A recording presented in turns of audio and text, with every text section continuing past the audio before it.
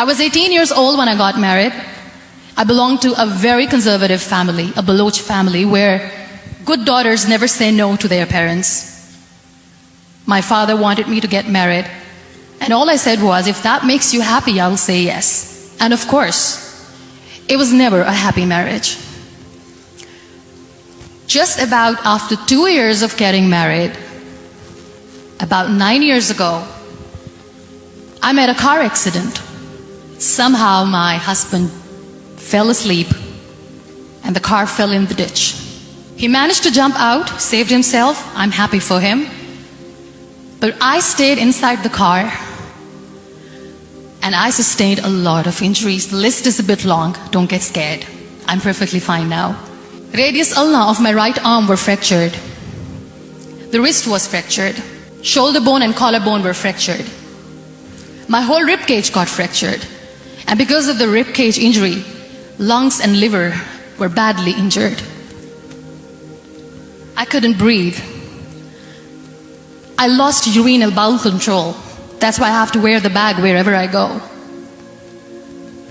But that injury that changed me and my life completely as a person and my perception towards living my life was the spine injury. Many people came to rescue.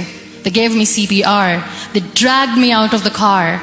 And while they were dragging me out, I got the complete transection of my spinal cord. Those 2.5 months in the hospital were dreadful. I will not make up stories just to inspire you. I was at the verge of despair. One day, doctor came to me and he said, well, I heard that you wanted to be an artist, but you ended up being a housewife. I have a bad news for you. You won't be able to paint again because your wrist and your arm are so deformed, you won't be able to hold a pen again. And I stayed quiet. Next day, doctor came to me and said, your spine injury is so bad, you won't be able to walk again. I took a deep breath and I said, it's all right. The next day, doctor came to me and said, because of your spine injury and the fixation that you have in your back, you won't be able to give birth to a child again. That day, I was devastated. I still remember, I asked my mother, why me? And that is where I started to question my existence. Why am I even alive? My mother said to me, this too shall pass. God has a greater plan for you. I don't know what it is, but He surely has. And in all that distress and grief, somehow or the other, those words were so magical that they kept me going. I was trying to put that smile on my face all the time, was hiding. It was so hard to hide the pain, which was there. But all I knew was that if I will give up, my mother and my brothers will give up too. I cannot see them crying with me. So what kept me going was, one day I asked my brothers, I know I have a deformed hand, but I'm tired of looking at these white walls in the hospital and wearing these white scrubs. I'm getting tired of this. I want to add more colors to my life. I want to do something. Bring me some colors. Bring me some small canvas. I want to paint. So the very first painting I made was on my deathbed, where I painted for the very first time. It was not just an art piece or just my passion. It was my therapy. What an amazing therapy it was. Without uttering a single word, I could paint my heart out. I could share my story. People used to come and say, what lovely painting. So much color. Nobody could see the grief in it. Only I could. And that day I decided that I'm going to live life for myself. I am not going to be that perfect person for someone. I am just going to take this moment and I will make it perfect for myself. And you know how it all began? That day I decided that I'm going to fight my fears. We all have fears. Fear of unknown, fear of known, fear of losing people, fear of losing health, money. We want to excel in career, we want to become famous, we want to get money. We are scared all the time. So I wrote down one by one all those fears, and I decided that I'm going to overcome these fears one at a time. You know what was my biggest fear? Divorce. I couldn't stand this word. I was trying to cling on to this person who didn't want me anymore, but I said no. I have to make it work. But the day I decided that this is nothing but my fear, I liberated myself by setting him free. And I made myself emotionally so strong that the day I got the news that he's getting married, I sent him a text that I'm so happy for you and I wish you all the best. And he knows that I pray for him today.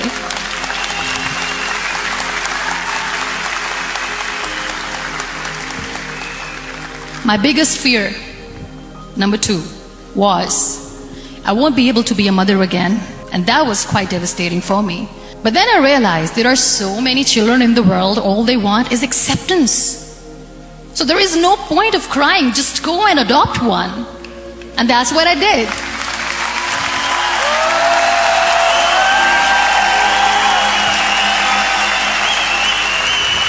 I gave my name in different organizations, different orphanages, and I waited patiently. 2 years later, I got this call from a very small city in Pakistan. I got a call and they said, "Are you Muniba Mazari? There is a baby boy and would you like to adopt?" And when I say yes, I could literally feel the labor pain. I said, yes, I am going to adopt him. I am coming to take him home.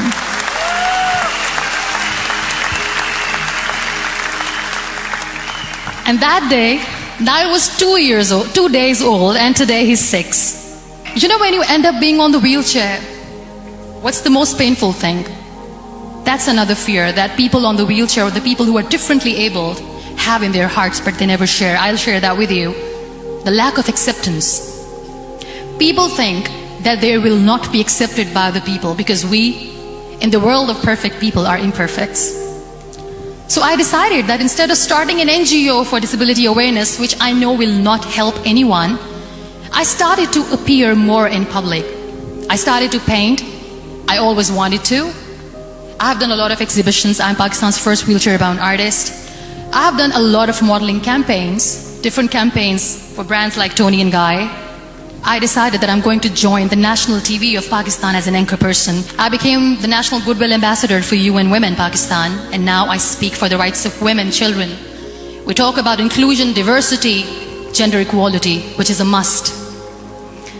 I was featured in BBC 100 Women for 2015. I'm one of the Forbes 30 Under 30 for 2016. We have this amazing fantasy about life. This is how things should work. This is my plan. It should go as per my plan.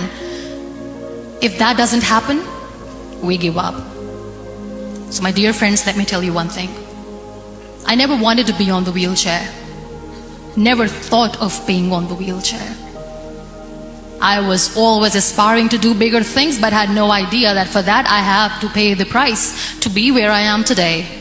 It's a very heavy price.